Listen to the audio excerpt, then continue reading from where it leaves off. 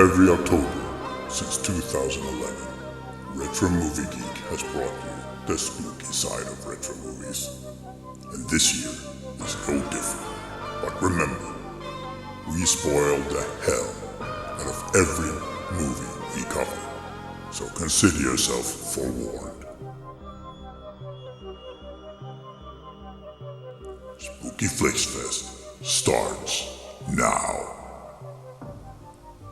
And we're here talking about this year's techno horror. And I don't know why Peter's screen is black, but it is. Techno horror. Okay, that's Fury Road. That doesn't count. That's not No, but the it's same techno. movie. So you're saying that's not scary? I guess no, that guy was scary. Yeah. I love that movie. It's a great movie. But anyway, we are talking horror movies, Peter. This is a skull. Specifically. It's a skeleton. Okay. It fits. It does fit. Technological. Okay. I will allow it. We are talking about techno horror, not the kind you dance to, but the kind you watch. Yes. We are joined in this episode. Obviously, I am Gilman Joel, Pumpkinhead Peter, to my, I guess it'd be my left. I don't know what the hell. You don't And even know. You know. Daryl. Boo Boo. Boo Boo. Hey, Boo Boo. Well, that's cyber sex. It's Boo Boo is my name. Oh, okay. A lot of cyber sex with nothing. So he's here. This and is going to be we are a problem. joined yet again. It is a Spooky Flix Fest staple to have the one, the only, the writer of. Hold on, got them both right here. Boom. Pumpkin Cinema. Hold on, and wait. You got this. You got this. The amusement I got it. park. Oh no. Okay. Horror galore. I'm keeping it Whoa. thematic here, Peter. Unlike some people, Wow. I am joined. We are don't wanna joined. be here We are anymore. joined by the one, the only, Nathan Tolle. Thank you so much for having me back. It's always awesome to talk to you. I'm looking forward to discussing the Lawnmower Man, otherwise known as David Lynch's The Street Story. Okay. Yes, which I love that movie, by the way. The Street Story Yeah, me is a too. fantastic movie. I love that movie. But Is that the about Lawnmower Man will be an interesting discussion. So here's my theory. Here's my theory of the case. This might have been the one I thought going into this that made Boo Boo no longer ever want to talk to me ever again. No, Or at the very least, not in the He'd movie. no longer be your boo. Why would that be the? Oh, I mean, I know I'm jumping ahead, but this is not the worst of the worst. Okay, to be fair, now did anybody else watch the director's cut other than me? Anybody? Oh, okay. So Daryl's the only one. I should have warned you earlier. I didn't know. You till warned today. me way too late. I know. I didn't watch it till this morning, which I don't usually do. I usually watch it like a week in advance, but I watched it this morning with my I started kids. it yesterday, and what I did do is I've been doing deep diving on the extra stuff, and so I did do some of that. Which is Nice. basically what you can find online. I think is since they're old movies, one of the good things about doing these old movies is that there's a lot more info most times about the films than not. All right. Well, before we get rocking and rolling, Peter. Oh yeah, Sir Peter, do you Out the have, toilet paper. by chance, Yes. some sort of synopses? And why are we only seeing you, Joel? Because I'm an idiot and I pushed the wrong button. No. It's called egotistical. But No, it's still. called. I meant to hit banners. I realized I didn't. Go ahead. Give us your synopsis. You don't have a kid named Banner, so why are you going to hit him? No. I will. I'm going to call him Jobe from now on. Yeah, that's right. Let's see. This from the back of a VHS. Yep. In sci-fi thriller The Lawnmower Man, Pierce Brosnan plays Dr. Lawrence Angelo, a brilliant scientist obsessed, which is a good word, with perfecting a revolutionary virtual reality computer software.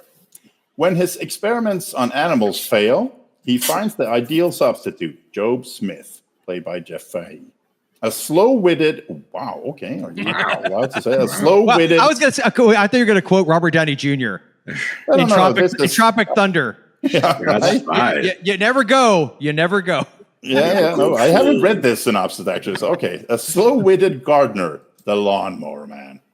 Dr. Angelo's goal is to benefit his human guinea pig and ultimately mankind itself. But evil lurks in the guise of the Shop, a shadowy group that seeks to use the technology to create an invincible war machine when the experiments change the simple Lawnmower Man into a superhuman being, the stage is set for a Dr. Jekyll and Mr. Hyde struggle for the control of Jobe's mind and the future of the world. Yes. And by the way, the shop is just the CIA, isn't it? Not just another name. Well, it's Stephen King's. We'll get into who's the evil one in this one. Speaking of which, did anybody? Because everybody knows the story, I assume, about King wanted his name off of this thing because he hated it so much. You could actually. The problem with this movie is it's not really actually the Lawnmower Man, the name Lawnmower Man, because that kind of fits. It's the fact that you put Stephen King's. Yes, because there's nothing other than like one moment with the lawnmower being used in a certain way. There's almost no connection. Sorry. No, I was going to say, but to be fair, I feel like there's other adaptations that King could have disowned probably far before this one, as far as overall quality of storytelling goes. Now, I thought, did anybody notice that? Did anybody watch the trailer on Prime? Because this is hilarious to me. So it does this thing where it goes, it's the original trailer. It goes, from the imagination of comes the worst. It literally, they removed the name. They didn't bother re-recording it. They just took his name out. Wow. That's spelled Lazy. Yeah, it kind of is. And on IMDb, Stephen King is still listed as one of the writers. And when you go to the Wikipedia page, the image is the original theatrical poster that still has Stephen King's name. So, even after all these lawsuits, they're still finding ways. Kind of just, He got paid. What's he worried about? He got paid. Yeah, he got paid a few times because New Line Cinema just refused the court's orders time and time again. King had to get private investigators to go out and find VHS copies that still had his name on there. So it was just like a never-ending ordeal. And it was kind of similar to how like the later Hellraiser sequels were. They had a pre-existing script, and they found some subtle way to get the original source material into this somehow. And so the movie was originally going to be called Cyber God. And then they had the rights. That was the other script. They had two scripts. I didn't know that. Okay. Yeah, the original plan. They bought the rights to 4 stories in the Night Shift book, maybe actually 6, and they were going to make a couple anthology movies, including The Lawnmower Man. But instead, they went this route. Yeah. Okay. All right. Sometimes that works out. And they had the script Cyber God already from another thing. They kind of just put. It's like Simon Says became Die Hard with a Vengeance. Yeah, they put. Got it. So, and that's. I remember way back when you heard Stephen King's The Lawnmower Man. I was like, oh wow! I was really curious to see how they would translate that short story. Because that's not a story that lends itself to a movie at all. It's like 7 pages. Yeah. It's a good story.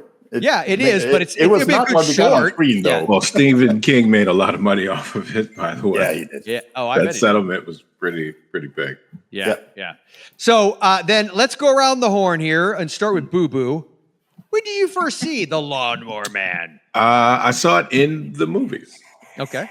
Yeah, I saw it in the movies, and then I think I saw the sequel. Not in the movies, but I did see the sequel. Oh, you did see the sequel?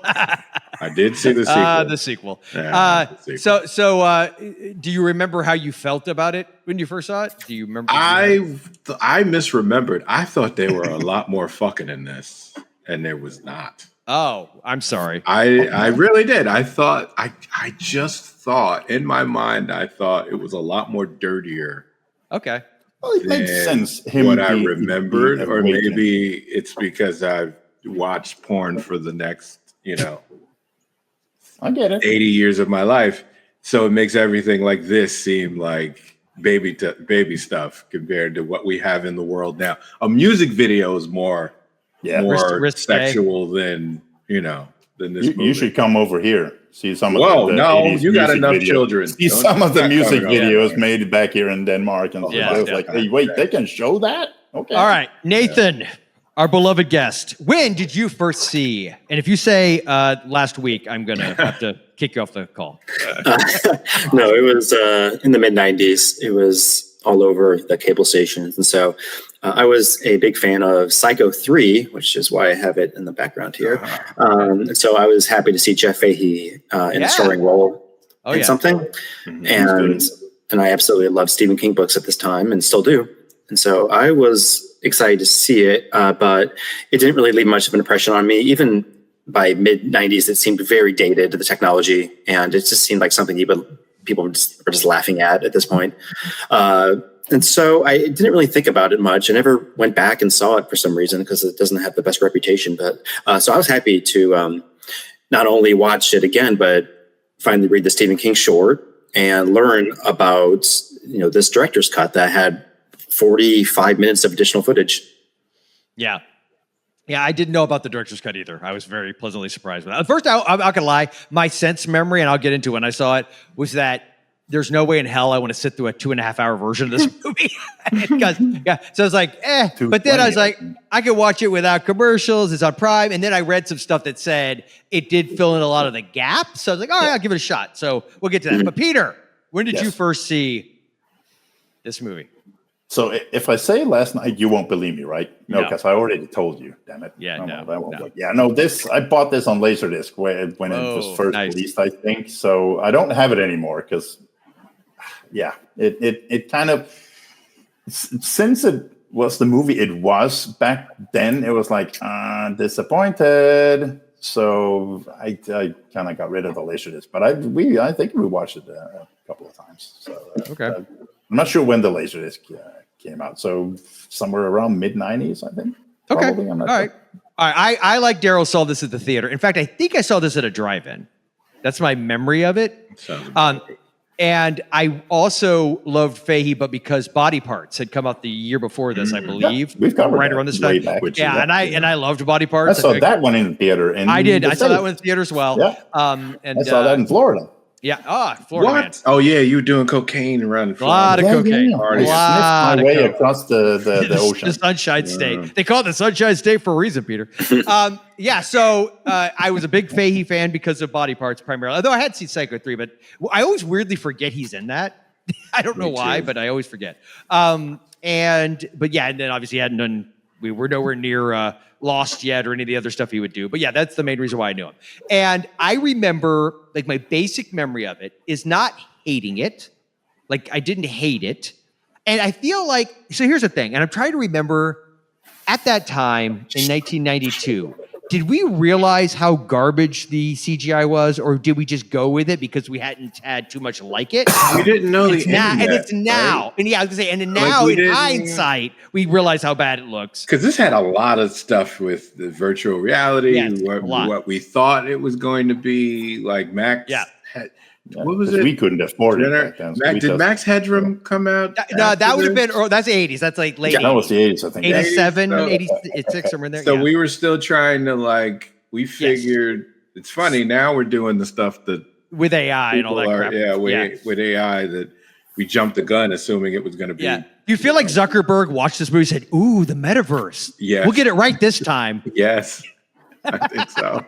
And the porn industry also peaked and said, we want a piece of this. Yeah, you do. Yeah, in the movie they said by 2001, everybody would be addicted. So they weren't that far off. They really weren't. They really weren't. And I do feel like of all the movies we're covering, this one, even though they say artificial a few times, but they mean virtual reality. I feel like of all the movies we're covering, this is the closest to dealing with similar potential thematic issues as we are dealing with today with AI and all that kind of crap. So I also thought one of the things that jumped out at me this time, way more so than when I originally saw this movie, because I don't know that I've seen it since I saw it in the theatrical run. I feel like I didn't. Maybe I saw it one other time on rental, maybe, but I didn't remember a lot of it, and I just remember that the story felt incoherent to me in a lot of ways the first go around, but this time it was so clearly Frankenstein meets Flowers for Algernon by way of virtual reality. And I honestly think if they redid this movie with today's effects, this could actually be, because I feel like story-wise, and like the Jobe character is so sympathetic, and it's such a tragic sort of story. I think this as a story works. When it comes to the CGI, and I kept saying to my kids, it's kind of amazing to think this came out the year before Jurassic Park, which still holds up. This, however, Yeah, but again, you could argue that this is kind of like in a computer virtual reality world. So I kind of think they're two different. Yeah. But again, when I remember when we watched this the first time, I was like, wait, what? This is what we get? Yes. This is the computer stuff wait, what? Hey. But yeah, I think this is a movie that could be remade today. Now that technology has finally caught up to this ambition in the screenplay. But I don't know if it could hold a candle to like how Black Mirror presents these technological horrors. Yeah. Right. So it'd be a hard act to follow, but it could work. Because the story in itself, if you skip the whole Stephen King's Lawnmower Man and you just gone at the Lawnmower Man because he is. Yeah. And the story in itself works. Yeah. And it's how do I put it? Unethical, amoral, and it's a God complex, and it's because I wrote down in the middle of the I didn't really take a lot of notes, but one of them was, who's the real villain here? Because it's not to a certain degree. Yes, sure, it's Jobe, but it's really not. But not really. No not more really. than Dr. Angelo is Frankenstein's monster is not really the villain in a sense in the book. Right? Because No, Dr. Angelo is kind of because he can't let this go, and then so the shop and to some degree, but it's basically Dr. Angelo, Remington Steele doing the it kind of flip flops too, right? Like there are parts where they try to redeem Angelo, right, Dr. Angelo, and then there's parts where they try to redeem Jobe towards the end with the child, I don't want you to hurt the child. So it's like with the great name. And then it's another thing of who's the lead in this, right? Yeah. I don't know who's top billed in this. Peter, I would say Pierce Brosnan. I would think Dr. Yeah, Brosnan. That's just because this is before Bond. A couple years before Bond and 1 year before Mrs. Doubtfire. Right. Oh wow, good point. Right. I didn't think about that. Damn. Yeah. So it's. Listen, let's just be honest. Pierce Brosnan is the prettiest guy. You can't compete. He's great. He's not, as my kid said, he had that Riz.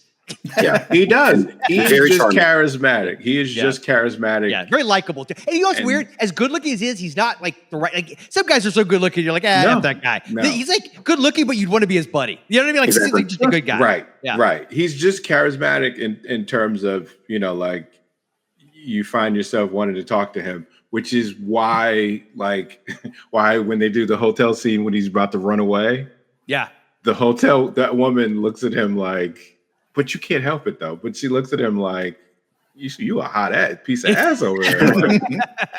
And she keeps talking to him while he's like, I'm trying to run away from these, from a secret government organization. I need you to hurry up with my shit, right?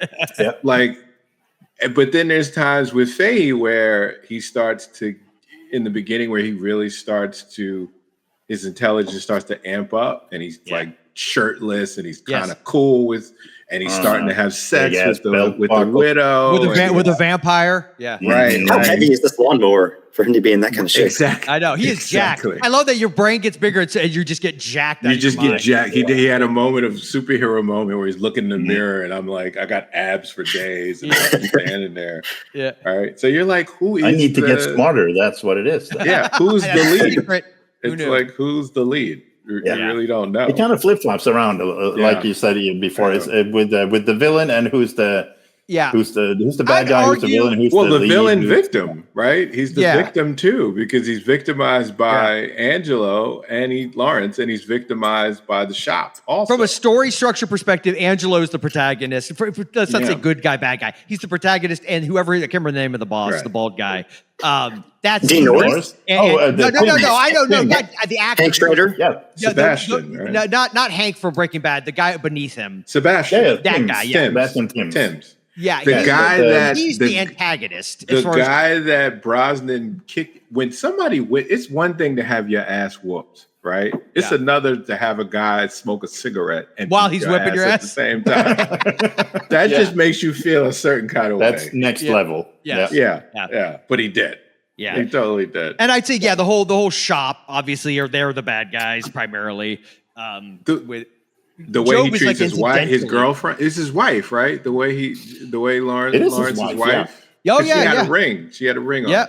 Yeah. The way he treats her is horrible. Yeah, And my kids didn't get that at all. They're like, one of them goes, "You got a little shorty like that," and you. Yeah. He goes, and you're worried about virtual reality, like. Well, when you look like him, he's like, I can get some anyway. Fair enough. Yeah, but Good in the theatrical cut, she just leaves, right? I don't remember her being around this much. Yeah, they actually had that line. She says like, "All right, goodbye," and then but that was off camera. And I did watch the direct. Was she all the way to the end on yours, Daryl? Yeah, she's in it. She goes out with her girlfriends. She also. There's another time when Jobe starts to read people's minds. Yep. And he goes to the house. Next to her. Yep. He says he's over there jerking off. And at the end, was she like a Stepford wife toward the end? Yes, and he murders her. Okay, so you've seen but they don't call it. That's the weird thing. They don't call that the directorial cut. Director's cut. It's just. How long was the version you watched? They call it the theater cut. Really? Maybe yeah. Was she in I don't remember it. I watched it on Philo with commercials, so I don't even know how long it is. I watched both versions over the weekend. So is she in both? Well, she's in both, but she leaves, halfway in the theatrical cut. She's not at the end of both. Oh, okay. No, she just appears halfway. And we never see her again. Okay. Daryl, you saw it. Yeah. I just don't have the. Well, I think there's a little bit more of the time with the poor. Monkey. The chimp at the start of the movie. In the beginning, the beginning is amazing. I know. I can't believe they cut that.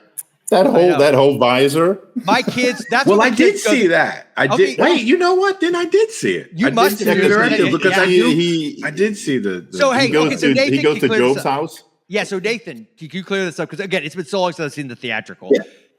So we had a vague recollection. The chimp is at the beginning of the movie originally, right? In the theatrical cut, you see the chimp, but he dies in the lab. He tries to escape, but he gets shot. Oh, so you never see him get with Jobe at all? He never escapes them. So I saw all of it already. The whole subplot is missing from the theatrical cut. Oh, okay. Yeah, that sucks. That was great. My kids, they were all. I'm not gonna say which one it is until after we do Spooky Flix Fest or we get to the movie. There's one of the movies we've tried to cover. I literally had one or two of them walk away. They're like, I can't even, Dad. This is so stupid. And then, but this one, I thought this would be the one too. And when that freaking chimp showed up and he's got the damn Judge Dredd look, they were so into it.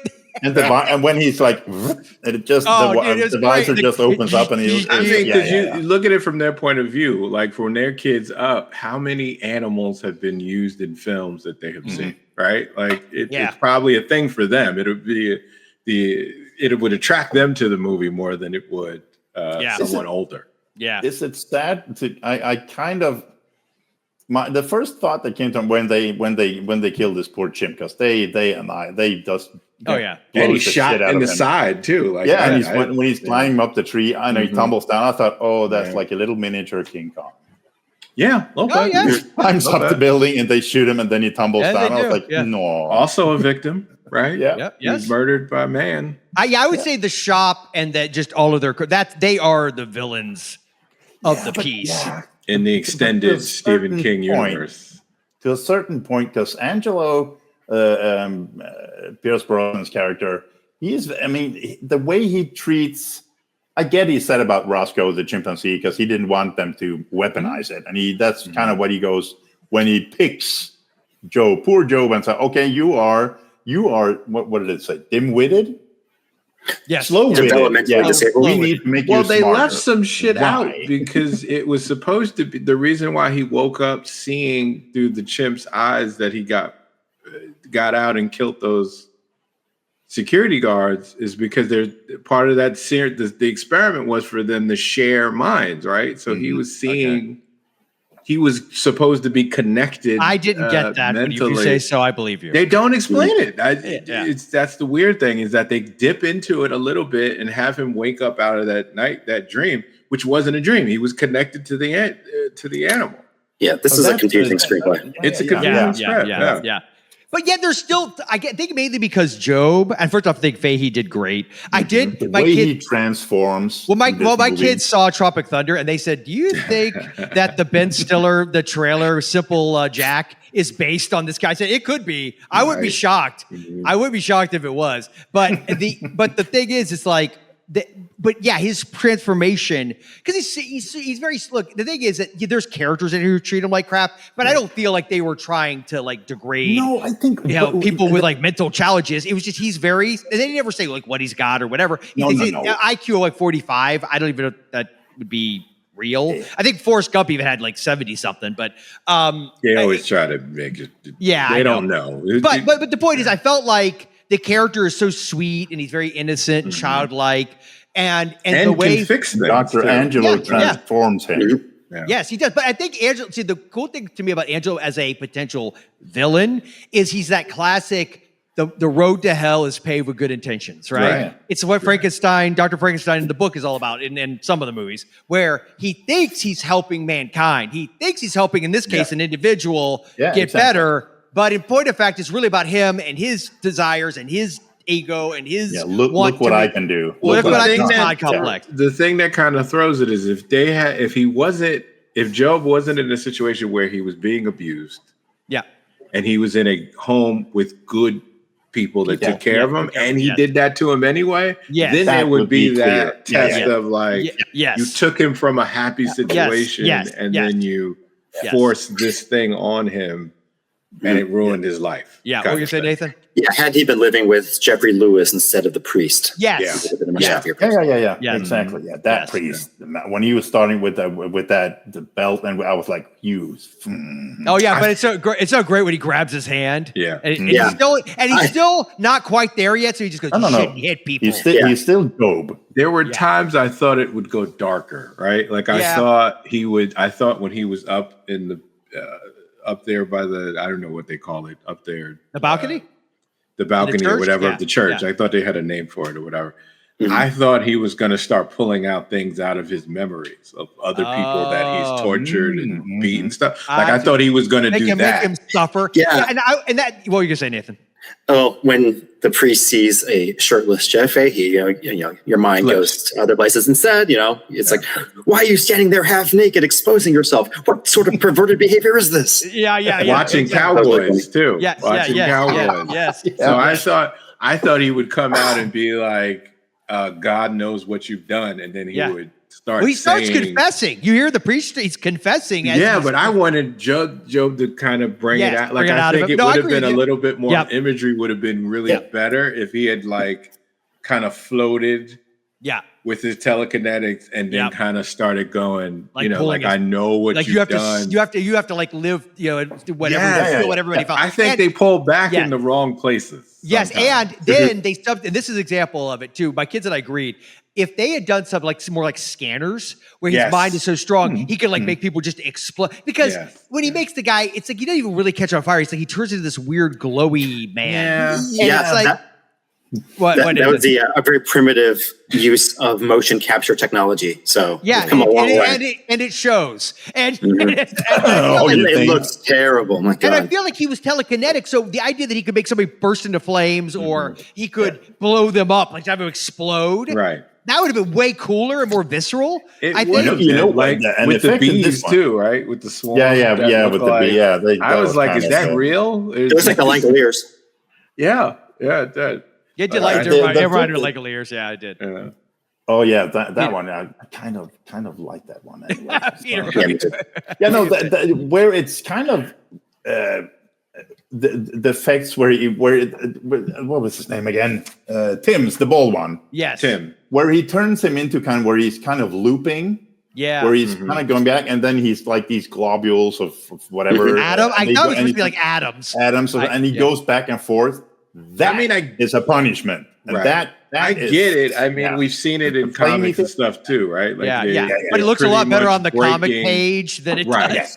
Yeah, pretty much breaking the bonds of his atoms, right? Yes, except as all my kids pointed out, I think atoms are smaller than that, Dad. Right, exactly. But the fact that he's kind of put him in a loop where he kind of goes back together, and then that's gonna mess him up completely. So was that punishment or revenge. I like that one because that is terrible. Oh yeah. The other the flaming or the hang on, I'm doing quote fingers. Well, people can see that. Hello. the flaming priest. Yes, So that is, I don't know. It's and on the other one, I found a little bit of a downer because I really wanted this one to be visceral. Is the shithead that keeps messing with him throughout the movie? Yeah, because he basically makes him like what Jobe was, and I get the argument. Jake. Jake. It's like so he basically runs a lawnmower over his brain digitally, kind of. I think they ran out of money around. At that point, they're just like, "What are we going to do? I don't know. Run a lawnmower over his brain." And I get the argument of why he would have done that to him, but there's weirdly like a thing where I think because if he is truly now like Jobe was, well, I'm sure Jobe didn't like people messing with him. There's such an innocence and a simplicity to him. I just don't know that that's a real punishment. You know, it's sort of like if somebody was a serial killer, right? And they got dementia. And then so they could forget about all the horrible crap or anybody that does something bad could forget everything. And then it's weirdly a gift in a weird way. Yeah. And if that feels, I don't like that. Like I want you to suffer. I think it would have been better if he had made him have to remember how it felt to be the victim of his abuse, and it would repeat. And he would have to feel the beating over all the terrible things. Women he's probably assaulted, everything, men he's you feel, children he's tortured, all the bad things he's done, and then he had to relive it. Yes, that would be the Black Mirror approach for sure. That'd been way better. That'd been way better. That's hard. Yeah, that would have been. Yeah, it would have been. Yep. Forgetting it is a blessing. Yeah, it is. So. And then they didn't really get into the sex stuff. Like I know I'm sounding like the perv in here. You really are. What I mean is you're the whole thing was supposed to be sharing each other's minds, and they had that moment where he takes Marnie May from Near Dark. That's right. Yeah. Jenny He takes Marnie to the machine. I'm like, why didn't you play with it where he could sense? Because he did. He said, "I sense you're," like he kind of says, "Oh, you're a freak. You like some freaky stuff." Mm-hmm. Why didn't you play with that kind of thing of having instead of frying a brain, instead of just frying a brain and making her a giggle monster? Like, it was like maybe that's what she's into, Daryl. You don't know. No, well, I'm sure they want to say that the experience is her just going through pleasure. Her pleasure centers are just repeating. Oh, like they're just on repeat. Probably what it was, and that's probably what it is because she's naked. Remember, he mentions she ran out into the street naked, laughing because she's feeling that all the time. But I'm like, you really could have. Like that's the thing. Like you really could have played with the idea of someone being able to reach into someone else's mind. Yeah, and hear all their secrets and their, and the thoughts they don't even want to admit that they think and all that. Like, and then kindness too, right? Like the boy, like he could have sensed what the boy's kindness towards him. Yep. And not looking at him as if he's some treating him broken just like a friend. being. He looked at him as if as a human being that he cared about, which would make sense why at the end of the movie, even when he's done all these evil things, like kill that poor woman, the wife. Yeah. Which I think you can explain it if you had it where you really heard her thoughts, and her thoughts were kind of like mean towards him, then I can understand him. But did he kill? I mean, technically, the shop guy killed her. He did not kill her. It was the shop guy that did. Well, he put her in a position. Yes, he did do that. Yes, he did do that. Because he could have taken those guys out in a second. Yes, he could have. Yeah. I think that was a punishment. Can I be frank? I think that was a punishment for Angelo. It was. And you're going to. By the way, that's the one time that he kind of did the thing you're talking about, Daryl. He made Angelo watch other people suffering to punish him. Because he was holding it back at this point. Right. But the thing about it is, and at the end of the movie, he goes, I don't want anybody else to die. I don't want there to be any more deaths. Yeah. But I didn't feel that he was thinking that. Yeah. To go back to feeling he doesn't want any more death. Like, at least give me the Jekyll and Hyde thing of him fighting his evil impulses, even in his own mind. Mm. And that's well, he also was, I mean, he also still adored Jeffrey Lewis's character up until the very end. So he was absolutely distraught when he died. Right. So, he knows who the good people are in the world. Yeah, there was a human, and that's what I will say. That's the other thing I like. Terry. I like it when you do. Yeah, Terry. I like when they do this in a movie where yes, someone is becoming more and more monstrous and a villain, but there's still that little. Because in a way, it makes it so much more tragic. Yeah. That there's a sliver of humanity left. That he cares about Terry. He cares about Peter. He doesn't want anything to happen to them. Of course he would if he knew you. I'm sure. Yeah, but like you said, because it makes you get to that point that when they shoot Terry, that's when you think, oh, you really shouldn't have done that. And by the way, that guy, good visceral death, right? He makes him turn the gun on himself. That was a good visceral death. It's the Darth Vader moment, right? Like, he does all these evil shit in the first movie. But he's got that one little thing. Gets to the second movie and then the third where he's like, I don't want to kill my son. Yeah. Kind of moment. And then we, for whatever reason, we care about him for a second. Yeah, because it's satisfying. It's satisfying because you know what it is? Because we all have, whether we want to admit it or not, everybody's got that evil nature in us. And I think it's scary that we do, but to always be reminded, though, it's a choice. There's a choice that you can turn and not give completely into that darkness. And, we're never one way. That's the thing, exactly. right? It's complicated. We're not one way, right? Yeah. You could be the killer the serial killer who's killed all these people, and you can also be the son who loved his mother, or the brother who loves his siblings, or whatever. It's complicated. People are complicated. Right? Mm-hmm. Some are. Makes them great. What else you got for us, Nathan?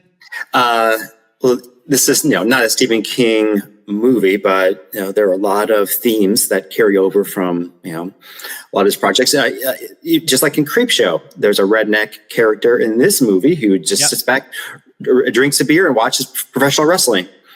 And instead of and reminds me of the dad in Silver Bullet too. Remember? Exactly. But instead of Bob Backlund in Creepshow, this time we are treated to a match with Tito Santana. I did not recognize his opponent, so I'm assuming it was a jobber. And Vince McMahon and Roddy Piper are providing commentary. So I like that. That's awesome. I remember those days. Good old days. Yeah, the only thing from the story that carries over here is that there's a character who has the same name as the character from the short story. He gets killed by a lawnmower, and half of his body is in the bird bath. That's the only thing. Right. Yeah. Exactly. And that's the only thing. Actually. That's her. That was the only thing that was left from the original story. Got it. What are you guys saying? I kind of wish in the theatrical. I'm sorry, in the directorial. I mean, if they're going to cut something from the theatrical version, I wish that had been Dean Norris's scenes instead of, the storyline with the chimp and Jobe and a lot of and the wife, because I thought Dean Norris's character was so boring every time. I mean, I love. Oh yeah, he's great. The actor's great, but he is so uninteresting in this one, so one-dimensional. Yeah, and I kind of think it grinds the movie to a halt. But I mean, I have more affection for this movie than before. It's kind of, it is such a time capsule. And I think this would really work in a theater with a very active crowd. I think there could be a lot of, there'd be lots of laughs would be had.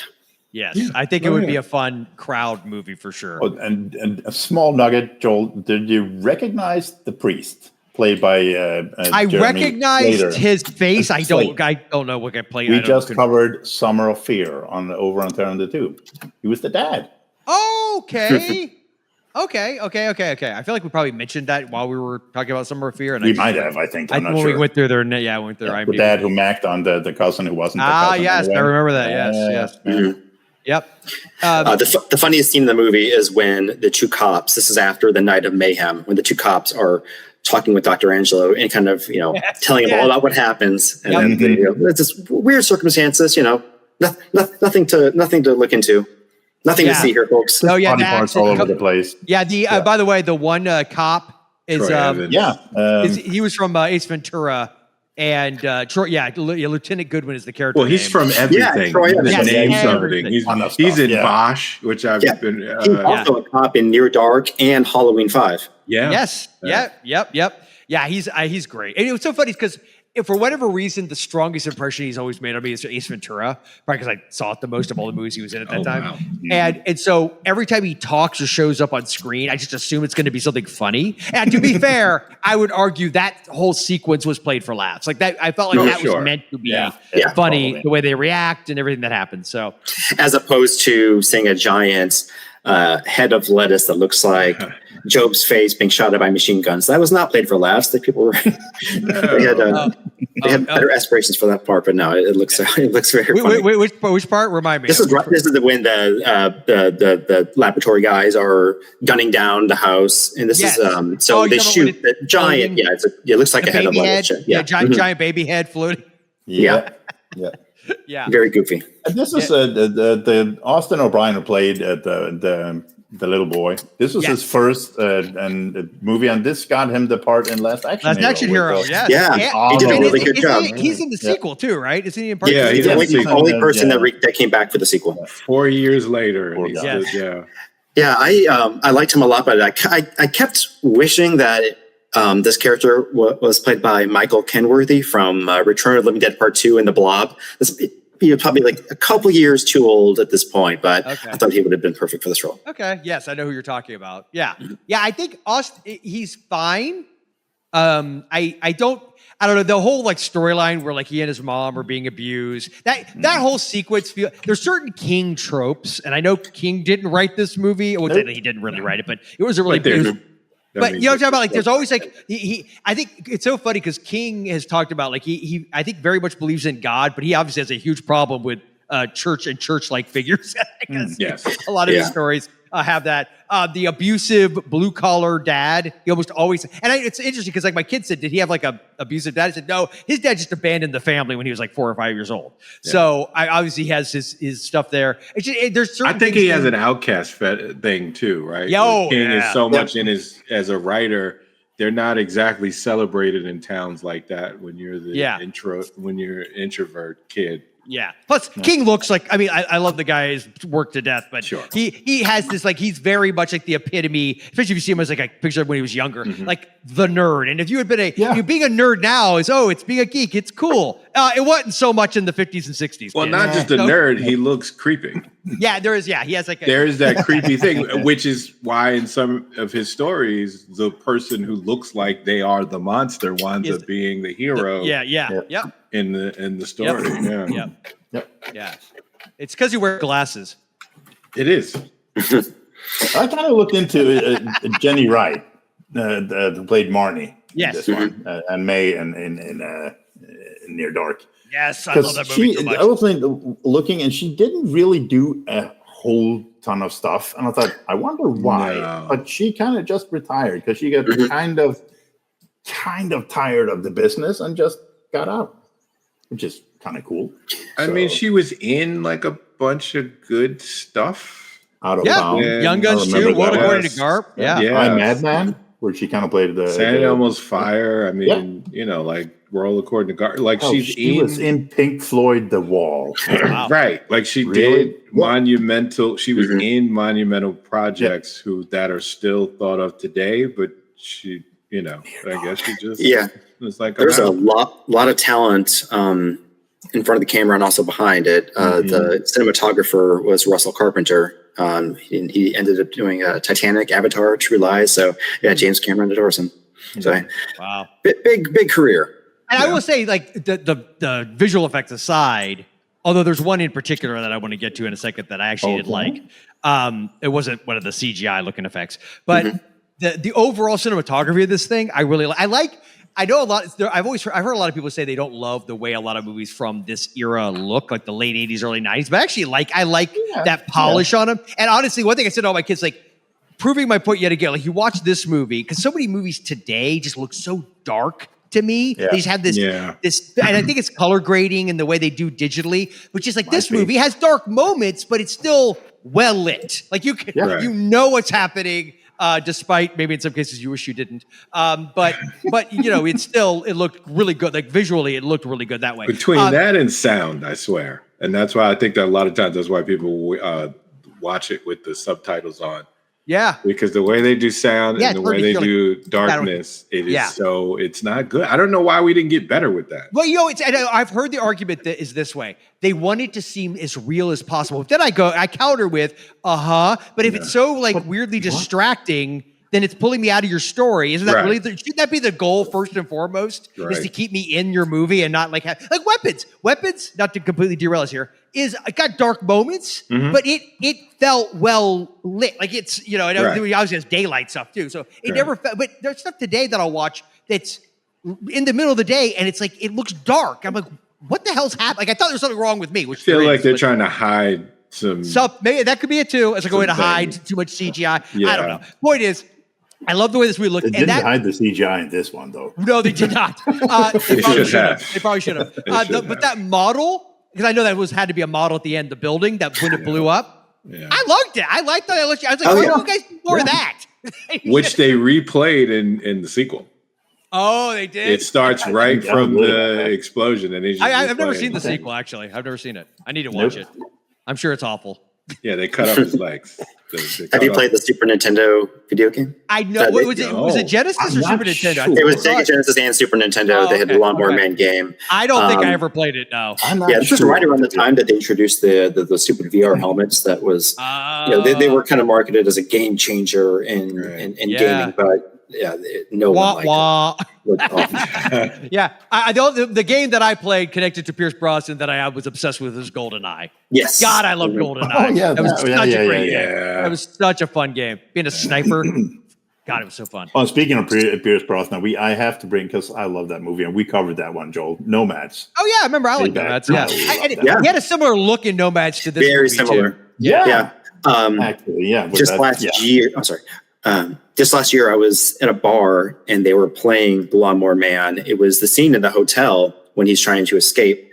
I thought it was Nomads because I hadn't seen The Lawnmower Man. He's got longer hair, right? Yeah, the scraggly, beardy look and boozy look and all that. Yeah, they were trying to rough up Pierce Brosnan, and good luck with that. Sure. Earliest Pierce Brosnan memory. Am I the only one? Remington Steele. My mom and my sister. Yeah, I love that show. Yeah, it was a great show. My mom and my sister would never shut up about it. I bet you can't guess why. Well, I mean, which is really awkward. Like you're sitting at the dinner table and your own mother is like going on and on. Like, a pretty boy and a pretty girl. Yeah. True. When you first saw that one. Yeah. Go ahead, Nathan. You should know. You have to just talk over us, Nathan. You know what to do. Let's talk. When you first saw Jeff Fahey as Jobe, did he remind you of anybody, just appearance-wise? Simple Jack from Tropic Thunder. That's because I just watched that like a few months ago. Okay. Wow.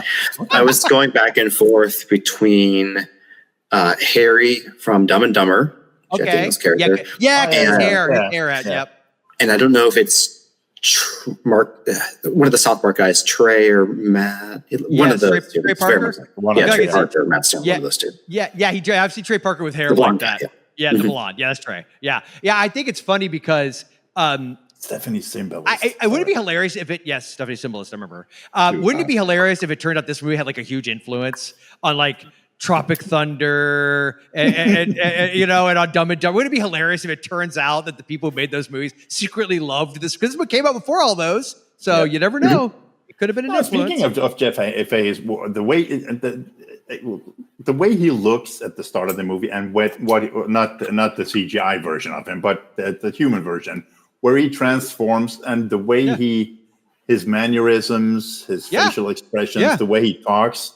I was like sitting there. This was like, man, Jeff Fahey he is so good in this because it kind of hangs on if he can pull that off, going from that, and you believe every part of this journey where he's at, because it's not like he's playing a simpleton and you don't believe it, because he's a sweet.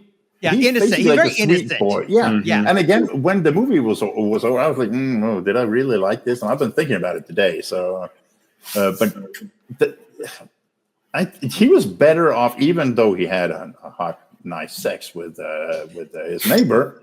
He was kind of better off being that sweet boy. Yeah. Oh, and I think that's the abuse, of course. What I like about movies like this too is that I feel like it's also it opens up that door for that discussion, right? That we assume like, oh, somebody who's, it's sort of like the whole discussion about if they can get genetics and DNA to a point where no one ever again has to be born that has any kind of condition. It's like that starts getting very sketchy, playing God to me. Yeah, I remember Gattaca. Yes. Yeah, that kind of plays into this. Yeah, it's a really good movie. I remember it was Ethan Hawke, right? Wasn't it Ethan Hawke? Oh God, whatever her name was.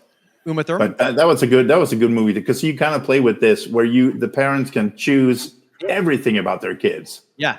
So that's you. I don't know. I feel like that feels icky to me. Yeah. Again with this, just because he maybe he'd be better off being smart. Yeah, but that's a very interesting question, right? Because at some point but it's interesting. Once he started really getting smart, it became actually again nice parallel to the world we live in today. That information overload, you stop being able to have the attention span. Like you could listen to entire. It reminds me of like somebody who's like obsessed with, let's just say hypothetically, there's just something like a TikTok or something where people like had no attention span and they could only enjoy videos that were very short. But that discussion of like today, people's attention spans are getting depleted. His attention span, the more he was into this stuff, got like you listen to like a few bars from a song. Oh, I've got it. He's like, there's not enough. He can't get enough. There's too much out there. And so little time. Yeah. And I think that's a danger that's legit. And like even when wasn't it Brosnan who says to him the idea of like, oh yeah, sometimes you should read a book. You should allow yourself to just absorb the. He's slow down a bit. Yeah. So what was it was a curse more than a blessing from my point of view. Well, you think, I mean, and let's be honest, if they really had this technology perfected, what would happen is it would be people that could afford it. Oh, 100%. Would be the ones there you go. Or no. Actually, I would say I think this movie got it right. The military would take it over. Mm-hmm. Oh, well, sure. The military industrial complex would take it over. And Daryl's point, if you have enough money, if you have, go fuck yourself. So you would have all these kids. Yeah, you would have all these kids from people that have that kind of the means. Yeah, sure. And they would, they'd be healthy and, everything else. Yep. And then the majority of working class and lower, the rest of us schlubs would be you just have your normal kids, right? Yeah. Which honestly, which in my view is actually, it's funny how we assume just because the rich people got it, blah blah blah.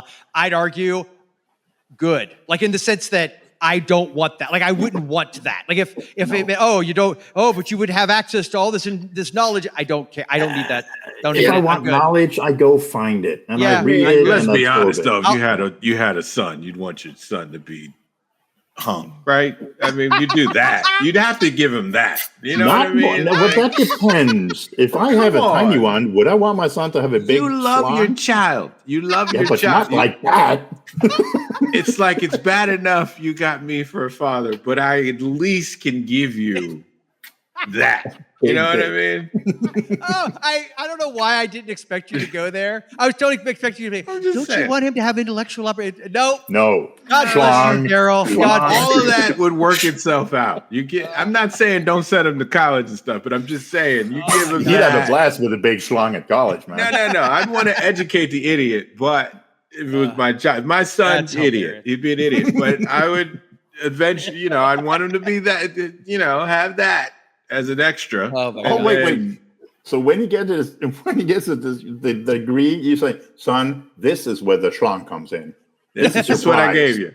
This is that, not the degree. You made it through. I love that no matter what we're doing or what it's like we have to degrade. Let's be real. Of course you're going to do that. By the way, there's nothing in this technology that implied that happened.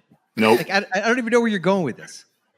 No, it was just when him he started slanging. He started slanging, what's her name? I want to call her May from Near Dark. I know it's Jenny Wright character. Yes. Marnie. Yeah, when he started slanging Marnie, she was happy. Well, she said, "Well, you're the best ride." Remember, she had dealt with the dickheads all over town, right? Yeah, apparently, all of them. Yeah, right, and they were not up to par. By the way, did you love that the jerkwad that he ends up like mowing his brain. Ray. What he defends her honor. You remember that? Yeah. Like Jeffrey Wright's character says, "Oh yeah, she's been." It doesn't seem like he's being insulting. He's like, "Yeah, she gets no." And he said, "No, you called her a whore." A whore. Money for it. And he said, "Listen, my thing is, that's not a bad thing. She's just, she's dating. What's fucking wrong with that? She's not married. He didn't demean her or anything. He just, the rough guy Jake took it the wrong way. Yeah, I just thought it was funny. He's defending her honor. That was that's just because the guy was an asshole with every other situation. So he's like, you know what? I'm looking for an excuse to knock the shit out of you right now. Yeah, probably he was mad because he hadn't been there. So probably we're gonna say Nathan. You look at your. I thought they were gonna flesh out that character in the director's cut, but not really. He's very one dimensional. Yeah, he is. Yeah, that's why I said like his ending is very meh. Did you catch the cut scene? Which feels like they cut it when the woman and the kid when she's the kid is already Carla, I think her name was that the mother? I don't remember of the abused child. I can't remember her name either, but well, whatever. I noticed that it seemed like there was a quick cut scene of that they showed the father assaulting the son as opposed to. It just cuts to her wiping his face with the bruises. And him sitting down. Like it seemed kind of out of place. Like there had to be something else. Like he came home and then started, flipping out. But this was a daily thing. He they established it at the beginning, which is probably why they said we can cut it because you kind of get the point that this guy's been beating on them for a while now. Yeah. This is after he dies, but another scene that was cut implies a lot of romantic chemistry between Pierce Brosnan and the mom. They probably should have played that up a little bit. That I remember because I think in the original version, right, they go off. The family, the mother and the son go with Pierce Brosnan, right? At the end of the original version, they leave together. They're going to be together as a couple.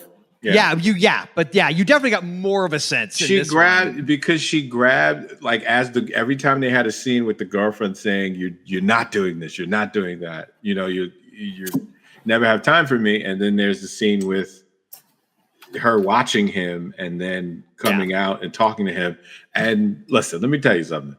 When you start touching each other's shoulders.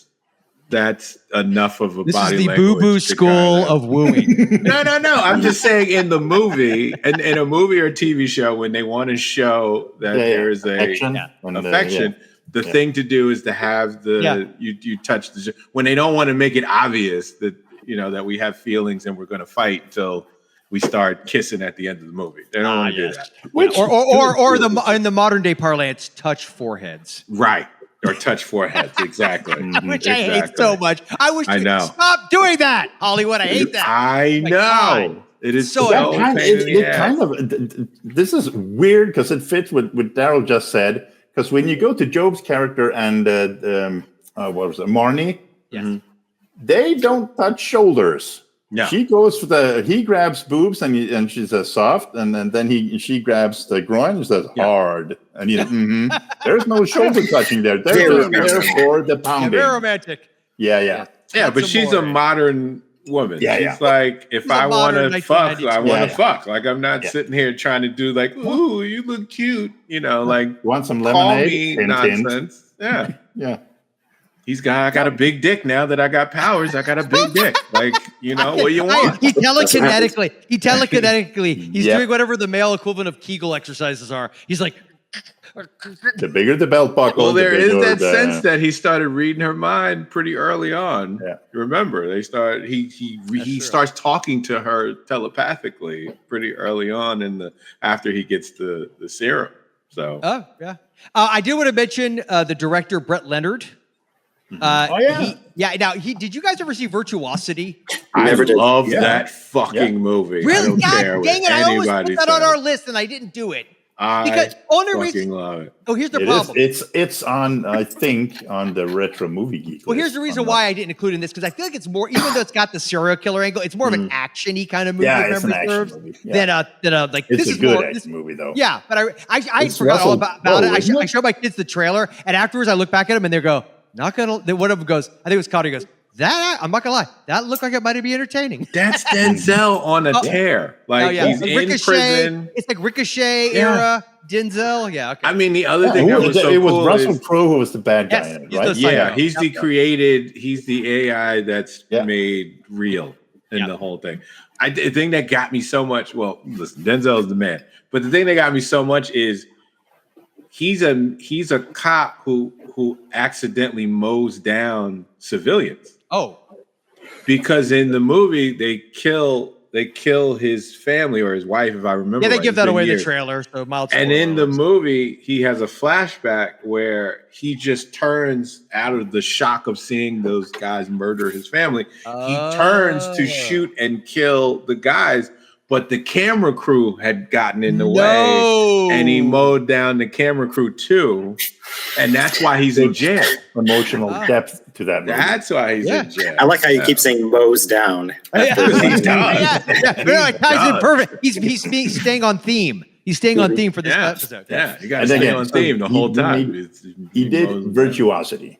Yes, the same director. And he did Hideaway with the Coons movie. You know what's funny? I remember seeing that. I think it was with Jeff Goldblum. Was that with Jeff Goldblum? Jeff Goldblum. Yeah. I saw that. That was a Dean Koontz adaptation. I think I saw it in a dollar movie, a Muggs and Movies dollar movie. I'm sure you did. Yeah. Looks better, but it wasn't that horrible. But the problem with Dean Koontz is, other than I think Intensity, which was a TV movie, I feel like almost every adaptation. I mean, Watchers is different. Watchers is not like the book, so I feel like almost every Dean Koontz adaptation is not great. I don't understand why they can't get it right. I don't get it. Because King, it's hit and miss, but at least some of them have gotten great. Like some of them are fantastic. Right. I mean, some of the Koontz movie books they're terrifying. They are. Yeah. But the movies are.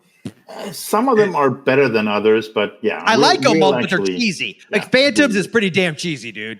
Yeah. Yeah, I don't know why good directors didn't snatch up some of those Dean Koontz movies. I don't either. I don't get it. That's the thing that gets me. Yeah, I don't know. They're popular as hell. Like people still. Yes, people love them. Sold millions of copies. Why wouldn't you want to adapt something like that? Shit ton of. Eventually, they're going to run out of Stephen King stories, so maybe they'll move on to Dean after that. They'll just redo them.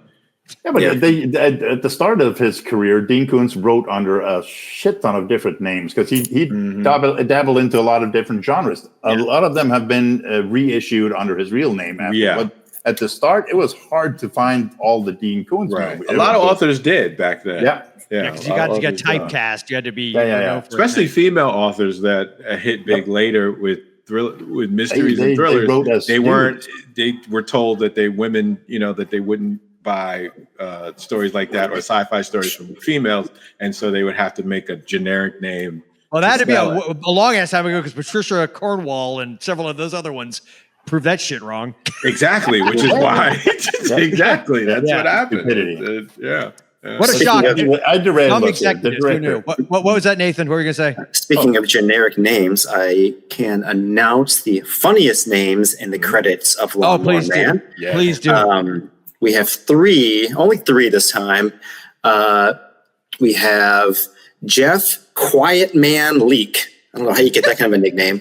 Jeff Quiet Man Leak. We have Butch Von Bulow, which would be a good name. A good name for Tito Santana's wrestling opponent. Butch Von Bulow. And then my favorite is Mike Chewy Papas. What? Mike Chewy Papas. Mike Chewy Papas. He's an electrician. He sounds like he's like part of the crew in Goodfellas when they're going around and they're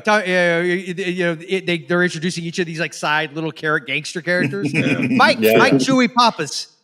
Yeah. I'm an electrician. Yeah. I'm gonna get the papers. Jeff Quietman Leak was a construction lead, and Butch Von Bulow was a company grip. There you go. Wow. Okay. So that's how I contribute to the podcast. Nathan, you do that every time, and I love it when you do that. Every time I do it, what happens? I make fun of you. Yeah. There you go. Yeah. Hang on. Brett Leonard, the director, he did a good movie like Virtuosity, and then he did probably Daryl saw it, Man Thing. Yes. I remember was that early 2000s that came out, like 2005? Yeah. It was. I don't think I ever saw it. Was it bad? Is it bad? Yeah. About theater. Low budget too. It's just everything worked against turning out a Yeah. You always go straight to video. I feel like I remember seeing that almost like as I think it did. I remember. No, it went straight to video. It was straight to video. Yeah. It was the TV version of the movie Highlander: The Source, which is not a good movie. I watched that too. I watched all those Highlander. I think movies. I have it. Yeah. Why have we not done Highlander movies more? Yeah, I know we should have. We never did. Did we do the first plenty one? of bad ones. We never did the first one. I don't remember now. No, he didn't do that. It's been a long time. I'm out of the loop. Yeah, he hasn't done I don't think he was quite in director jail. No, he did a lot of music videos. Billy Idol, Peter Gabriel are two of the biggest ones I think he did. So he did a movie with Terrence Howard and Jonathan Schaech in 2021 called Triumph. And he did The Dead rings the bell. He did that one too. I don't remember what it was. The Dead Pit. Oh yeah. I remember that. I remember seeing that video box when I was a kid. The Dead Pit. So I mean, but I think Virtuosity, I suppose, is and the Lawnmower Man is what he's mostly known for. Virtuosity, I will die on that hill of love. I'm actually that's impressive because I thought I almost put on the list. I remember thinking I'd do it more because of I know how much I love action Denzel movies and Russell Crowe. But then I thought because I was trying not to make this super painful for Daryl. You should have did it, man. I know, but to be fair, again, I feel like that is more of an action movie. Yeah, it's so really, yeah. But I mean, but it does a lot to talk about AI. Yeah, and he's a serial killer. You know what it was? They were trying to take. That was that time of like Seven and Copycat and all those serial killer movies. Yeah, and because AI or virtual reality was still kind of a thing, I think Lawnmower Man did fairly well. It was like a $10 million budget, made $30 million bucks. They were like, hey, let's mix the two together and we'll have something different. A lot of it, I think, the first batch of money it made is because people went in to see Stephen King's The Lawnmower Man. Yes. And afterwards, you kind of go into we'll get into that later, what the movie is. Oh, that sequel was crazy.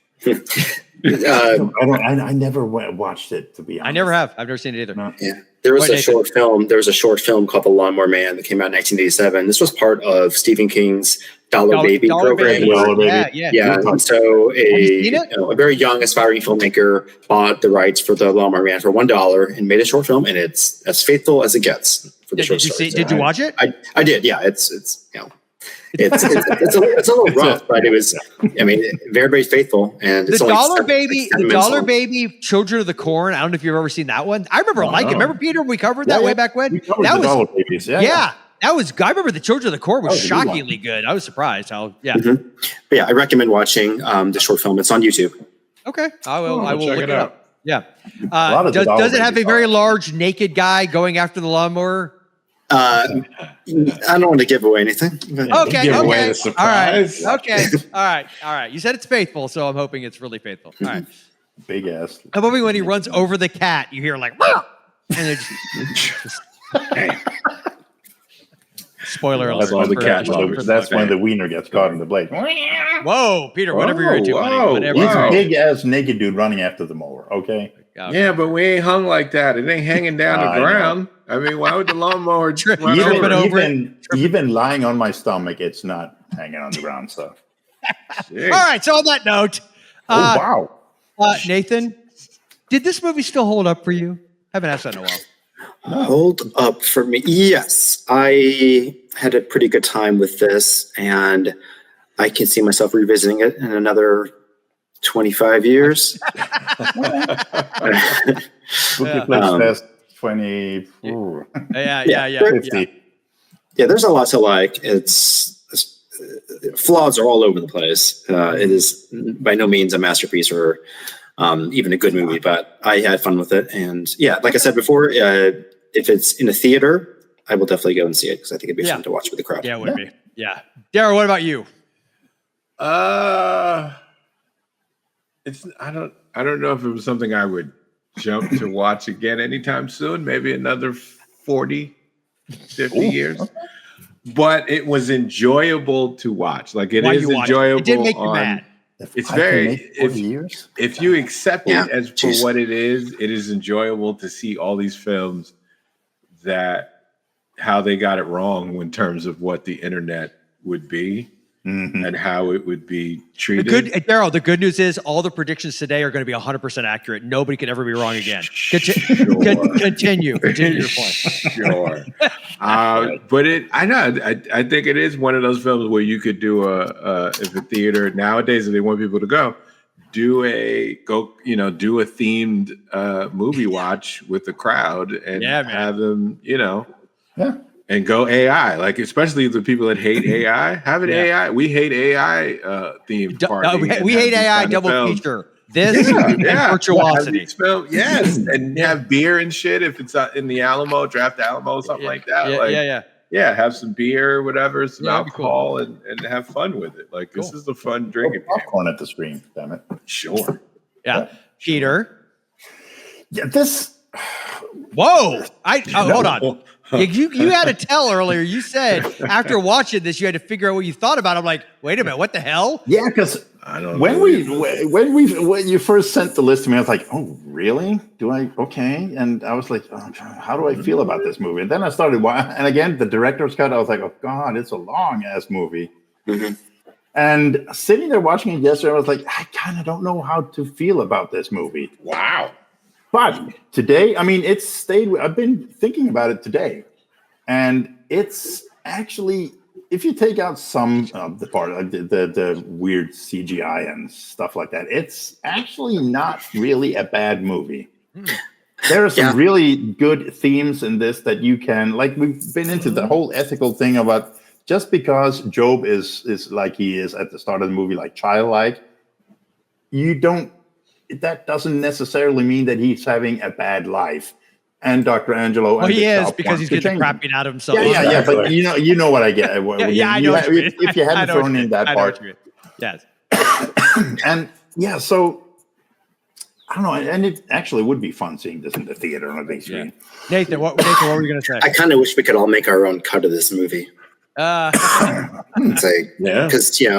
there were parts I wish could have been cut and parts I wish could have made the theatrical cut. And so I feel like you would have been. I think there's a good movie hiding in here somewhere. Yeah, because the original theater was like an hour 48. This version we watched today was like 2:21. I feel like there's something in between, like closer to 2 hour mark. Yeah, where cut out some of the extraneous stuff. Yeah. And I think at the end of the movie. Mm-hmm. Where you kind of get that whole thing that he was the Jesus thing, the whole world will know my awakening by the phone. Yeah, I love those final shots. That is, and again with Dr. Angelo realizing, yes, I like that. That kind of made me think, okay, this is not bad. Yeah, it weirdly reminded me of Halloween 3. I was thinking the same thing. Yeah. I like that where a movie feels hopeful on one hand, like they stopped the bad guy, but kidding. And again, because it makes you wonder how's Jobe, how's he going to be? Being this being, is he still going to be this wreaking havoc and destroying the world, maybe, or is he going to be benign, or what? It kind of makes you think. In just a matter of years, he would end up coming up against something like Reddit and probably just delete himself. If you get my drift. Right. Yeah. So weirdly enough, it did hold off for me because I was thinking, oh, really? Do we? Because again, I had the laser disc, I got rid of it because. That sucks, man. That'd be a fun one. So I actually went through all the laser discs. I don't have it. Okay, but we'll forgive you. So it still holds up. It is a good movie in there. It's, the whole theme with it. Yeah, I will say I am pleasantly surprised and shocked. I liked it way more than I thought I would. I thought of all the ones we were covering, this is the one I was looking for because Nathan was going to be here. But as far as a movie, I was like, all right. And then we started. Like I said, I was going to watch the theatrical on one of the free like Tuber or whatever the hell it was, and then. I saw the director's cut thing. I said, almost 2.5 hours long. I was like, God dang. They added all the 40 minutes or something. But I started reading some stuff where they're like, no, this actually, people were like, oh, this actually approved and helped make things make sense. And then I saw the whole thing about the chip. I was like, all right, I'll give it a shot. And once that whole thing with the chip happened, we're like, all right, we're in. We're good. And I said, the CGI is hot garbage. Yeah, because you know what it reminded me of? Did you guys watch Community? The show Community? Mm-hmm. Remember when the Dean gets the virtual reality that Keith David's character had invented, and it's verbatim. It's the same hand. It's the same crap, but it's like 2010 10 or whenever they're 13 or whatever the hell the show was. And so it's like, I am a god. It's this really cheesy early 90s CGI. But no, I am still surprised because I think as a story and the characters, especially Jobe, there's a lot there. Yeah. Way more than I thought there would be. And if you could set aside the really gnarly CGI, it's a really decent watch. And again, like Daryl said earlier, if you know what you're getting into, come on. Yeah. It's the whole theme with and seeing Jeff Fahey or Jobe changing from this mild-mannered child, basically, to it takes its time. It is after that the Cyberman chimpanzee Roscoe opening with the action all over the place. It kind of slows down, and it takes its time, and you see it's not like he switches like that. Every time he said Cyberman, I could hear Schwarzenegger in my head saying Turbo Man. Yeah, every time. Exactly, and the visor. I was like, yeah, okay, I like this. So, it's definitely go watch it. Let us know in the comments below your thoughts about Lawnmower Man. Let us know if this movie is a masterpiece, a crabster piece. I don't know, something in between. Somewhere in between. Yeah, please let us know. And in the meantime, Nathan, tell the good people that have managed to sit through this entire discussion despite our abject dumbness. And by the way, I'm referring to the three of us, not you. Please tell us where they could find you. I am on Instagram, and my books are on Amazon. And at the time of this recording, we are just 5 days away from The Long Walk, which is the first book that Stephen King ever wrote. Yes. And they've been trying to make a movie for decades now. George A. Romero was attached to it at one point. And then who else? Frank Darabont was going to do it as well. He had the rights. But it's hard to get studios to get involved in a story this disturbing. Yeah. So by all, you could take the early reviews with a grain of salt, but they're all very positive. Yeah, very good. Daryl. Yes. Boo Boo is your commonly known. It's Boo Boo. Yes. Where can they find you? You can find me under Daryl Taylor on Instagram. You can find the podcast on Gotham by Geeks or on Instagram as well. And you can find DC All-Stars on Instagram also. And I'm also on Blue Sky. Just look up my name, Daryl Taylor. It's not like I do any alias or anything. So you can find me on that. And the podcasts are all on. If you want to, the DC All-Stars and Gotham by Geeks are all on that same feed of the Gotham by Geeks feed. So we cover a lot of the DC-oriented, comics from DC Comics and also the TV shows and films. So you can check out all that there. And Nothing's On, where you can just check out TV and movies. Cool. Cool. Peter, where can they find you? Mostly here. Yep. So weird. Me too. What? It's just strange tweeting. Yeah. We're on Terror on the Tube with Joel and Allison, where we talk about suspense, thriller, horror TV movies from 70s, 80s, and I think we're up to 4 soon. We'll be at 4 when we do the one for October. Yeah. So and go back to check all old Retro Movie Geek and Forgotten Flicks stuff, and other than that, like Nathan on Instagram and Letterboxd and wherever you want to find a Pumpkinhead. Yes, indeed. Well, thank you, all three of you, for doing this. Nathan, thank you for doing another Spooky Flix Fest. Thank you so much. This is always something I look forward to. And on that note, any final words? Really? Nobody? You got... I can't hear it. What's it doing? Hang on. Listen to it.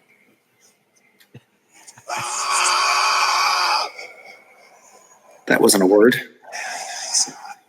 No scary Halloween sounds. Oh, I thought you were doing. If you're playing a clip from Lawnmower Man. No. Oh. No, we will be blocked for that. Oh, wow.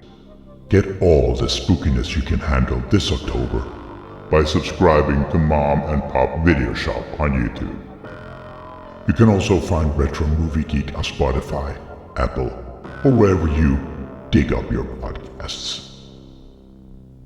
And remember, spooky is as spooky does.